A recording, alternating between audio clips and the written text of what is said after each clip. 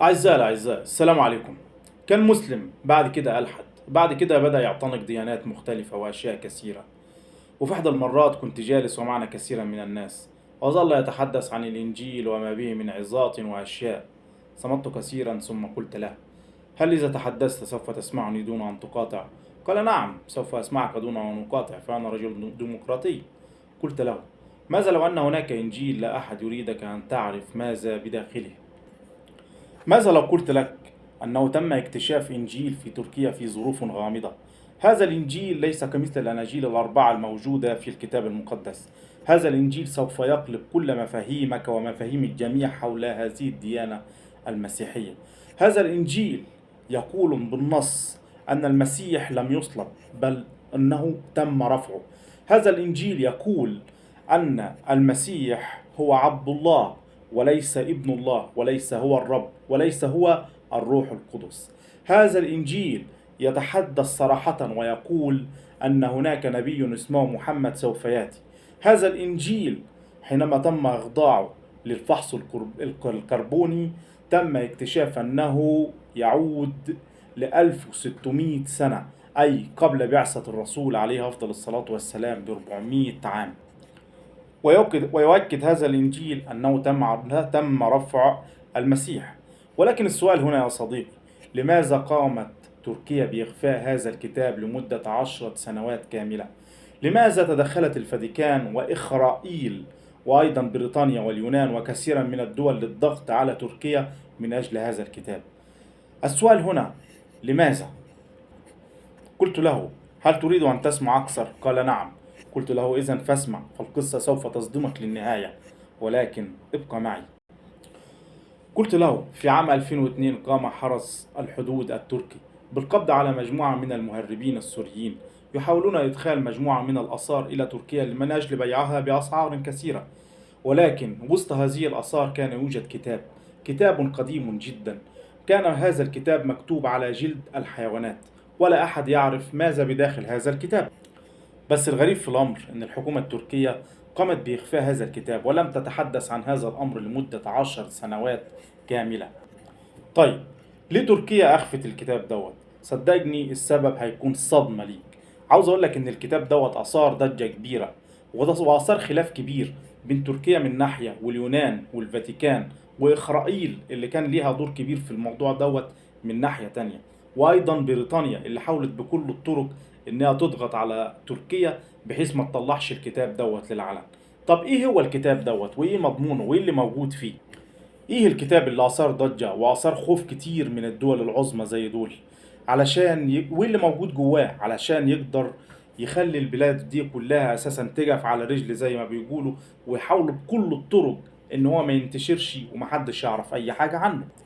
الإجابة إن الكتاب دوت كان إنجيل اسمه إنجيل برنادا. طيب، مين هو برنادا؟ وإيه بإنجيل برنادا؟ وليه خطورته؟ علشان نعرف الموضوع دوت لازم نرجع لأصل الموضوع، لازم نرجع للبدايات. السيد المسيح كان عنده حواريين زي ما احنا كلنا عارفين، ولازم نعرف ان الحواريين دول هم بس اللي ليهم الحق ان هم يكتبوا الاناجيل. ليه؟ لانهم عاشروا السيد المسيح وكانوا من اتباعه، وكان من ضمن اتباعه دول واحد اسمه برنابا. طيب، مين هو برنابا؟ وما تستغربش الاسم، لاحظ ان برنابا دوت الاسم كان منتشر من اكتر من 2000 سنة. مين هو برنابا وايه حكايته دوت؟ برنابا كان راجل يهودي، كان من أساسا من قبرص، ولما ظهر السيد المسيح آمن بيه وبيجي من أتباعه، وكان من أكتر الناس المقربين للسيد المسيح عليه السلام. وهنا حاول تركز معايا شوية.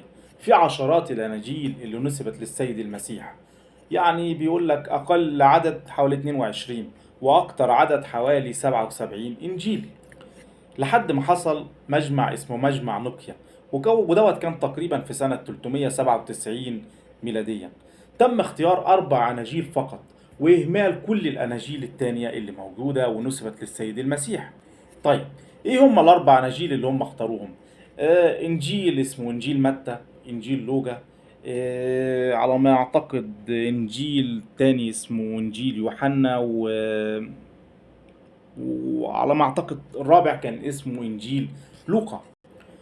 طيب والسؤال هنا، ليه الاربع كتب دول هم اللي اختاروهم والكتب التانية اللي هي اكتر من حوالي 77 كتاب رفضوهم؟ ليه؟ والسبب هنا ده كان مجرد قرار ديني عادي، ولا حاجة تنتسب لتزوير التاريخ والدين والقيم والأخلاقيات؟ يعني بمعنى في تزوير متعمد من أجل إخفاء هذه الكتب. هنا حصل مجمع كبير اسمه مجمع قرطاجة. اجتمعوا رجال الدين الكبار في المسيحية، وبدأوا يتخذوا مبدأ الاحتمالات. يعني ايه مبدأ الاحتمالات؟ يعني يجروا كل الأناجيل ويختاروا الأناجيل الأقرب للصواب. طيب الأقرب للصواب بناء على إيه؟ بناء على تعاليم البابا أو تعاليم الكنيسة، ودي الكارثة الكبرى. مين قال إن التعليم ديت أساسا نازلة من البابا أو نازلة من الكنيسة؟ لو المفروض إن هي نازلة من عند الله مباشرة، نزلت على السيد المسيح. لذا إن بعد ما تم رفع سيدنا المسيح ب 400 سنة في هذا المجمع اللي هو مجمع قرطاجة، اجتمعوا واختاروا الأربع كتب دول اللي هم أساسا يعني تقدر تقول موضوعين، أو هم أقرب حاجة للناس قالتها أو للبابا جالها في الوقت دوت، بناء على مبدأ الاحتمالات. بمعنى تاني ان الاناجيل اللي موجوده الاربعه ديت اساسا مش نصوص مقدسه نازله من الله عز وجل. لا، دي مجرد قصص واخبار وحكايات وروايات تم كتابتها من اشخاص مختلفين ومن وجهه نظر ناس مختلفين عن حياه السيد المسيح عليه السلام. يعني من الاخر كده ما كانش وحي ديني، دي كلها كانت مجرد احتمالات. طيب ماذا لو كانت الحقيقة موجودة في إنجيل من ضمن الأناجيل اللي تم إهمالها، وكان إنجيل برنادا دوت اللي تم اكتشافه في تركيا واحد من الأناجيل ديت، وممكن يكون هو الأقرب للصواب؟ طيب هما ليه رفضوا إنجيل برنابا؟ لأن بإنجيل برنابا بيقول صراحة أن السيد المسيح لم يقتل، أن السيد المسيح تم رفعه إلى السماء. كمان الكتاب بيقول إن الشخصية اللي تم صلبها مكان السيد المسيح كانت شخصية صادمة. هو ما حددش، قال لك شخصية صادمة. بعد كده أوجز وقال لك كان شخص ممسوح العين. واحنا كلنا عارفين ان الشخص ممسوح العين هي الفتنة اللي هتحصل في آخر الزمان، اللي هي فتنة الأعور أو الدجال. الأكتر من كده إن إنجيل برنابا دوت بيتنبأ بظهور نبي آخر الزمان، وبيحدد اسمه باسم محمد أنا آسف، أو أحمد. وأكتر من كده إن الإنجيل دوت بيرفض فكرة إلهية السيد المسيح، وبيأكد إن هو عبد من عباد الله تم اختياره، بمعنى إنه رسول مرسل. وطبعا كلنا عارفين إن الحاجات دي كلها متفقة تماما مع تعاليم الإسلام، ومتفقة تماما مع كل ما جاء في القرآن الكريم. ثم قلت له: هل تعلم مجمع نقيا؟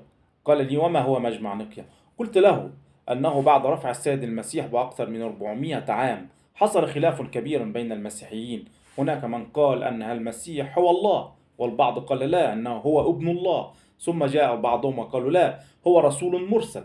لذلك تم عقد هذا المجمع لتحديد معنى ألوهية السيد المسيح بالنسبة من وجهة نظرهم هم. ثم قلت له: وكان مصدر الخلاف الرئيسي اثنين. الأول شخص يدعى أثناسيوس، وكان هذا من الإسكندرية، وكان يقول أن المسيح هو الله، وأنه أيضا هو ابن الله، وأنه هو أيضا الروح القدس. أما الطرف الآخر فكان شخص يدعى أرسر، وكان هو راهب ليبي، وكان يرفض فكرة إلهية المسيح، وكان يقول أن المسيح هو عبد الله. لذلك نجد أن الأريسيين أو الموحدين أتباع أريوس هذا، وإنجيل برنابا، وأيضا المسلمين أو الإسلام أو القرآن يتفقون في مثل هذا الشيء، هو أن المسيح نبي من عند الله. ورفضوا فكرة إلهية المسيح أو ألوهية المسيح، ورفضوا عقيدة الثالوث المقدس، وقالوا أنه لم يقتل وإنه رفع إلى السماء. وفي هذا المجمع اللي هو مجمع نقيا تم رفض فكرة الأرسيين أو الموحدين أو الذين يقولون أن المسيح هو عبد الله، وتم تحديد فكرة أن المسيح هو الإله، وأن الثالوث المقدس هو الشيء الذي يعني لازم يمشوا عليه. وأكتر من كده قاموا بحرق كتب الإرسيين أو الموحدين، وتم مطاردتهم وتعذيبهم بشكل رهيب جدا.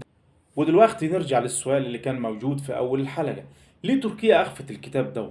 ليه الضغوطات الكتيرة اللي كانت حوالين تركيا؟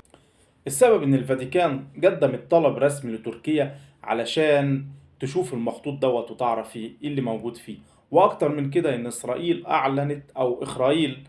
أعلنت يعني قلقها بسبب انتشار هذا الكتاب، لأنهم عارفين ومتأكدين إن الإسلام لو طلع هتجعل المسيحية واليهودية هو الاتنين مرتبطين ببعض، وهينتشر الإسلام. وأكتر من كده بدأت ضغوطات من كل من بريطانيا واليونان اللي فيه أصلا خلاف بينها وبين تركيا علشان الكتاب دوت ما يطلعش وما يظهرش للعلن. دي الأسباب، وكان في أسباب تانية كتير طبعا خلت تركيا ما تطلعش الكتاب دوت بعد أكتر، يعني تخفيه لمدة أكتر من 10 سنين. عاوز أقول لك كمان إن باستمرار الفاتيكان كان بيرفض كتب اللي هي غير الكتب الأربعة بتاعتهم. بيقول لك إن الكتب الأصلية المفروض إن هي مكتوبة على جلود الحيوانات، وأكتر من كده إن هي لازم تكون مكتوبة باللغة الإرمية أو اللغة السريالية. أما الكتب التانية فبيقول لك ده أغلبيتها كانت مكتوبة بعد العصور الوسطى ومكتوبة باللغة الإيطالية أو اليونانية. بس الكارثة اللي كانت بتواجه الفاتيكان في الوقت دوت إن الكتاب اللي تم اكتشافه في تركيا دوت مكتوب على جلود الحيوانات، واكتر من كده ان هو مكتوب باللغه السرياليه. السؤال المحوري دلوقتي، ليه الكتاب دوت او الانجيل دوت ما ظهرش للناس بشكل علني؟ هنا بهت ابن الكلب بعد ما كان بيتكلم عن الانجيل ب... بفخر كبير. عاوزكم تكتبوا في التعليقات ايه السبب اللي يخلي ناس كتيره يعني ودول كتيره بتحاول ان الكتاب دوت ما يظهرش للعلن. عاوز اقول لك في النهايه يا صديقي ان انتشار الكتاب دوت معناه انهيار كامل للديانة المسيحية، انهيار تام لديانة أكتر من مليارات من البشر في أمريكا اللاتينية والصين والهند وباكستان منتشر فيها الديانة المسيحية إلى جانب الإسلام. مليارات من المسيحيين موجودين على مدار العالم، في كل مكان في العالم. هتنهار الديانة المسيحية بتاعتهم تماما، هتنهار العقيدة بشكل تام. يا ريت تكتبوا لي في التعليقات، ويا رب لو الفيديو عجبكم تعمل لايك وتكتب تعليق. السلام عليكم اصحابي وحبايبي.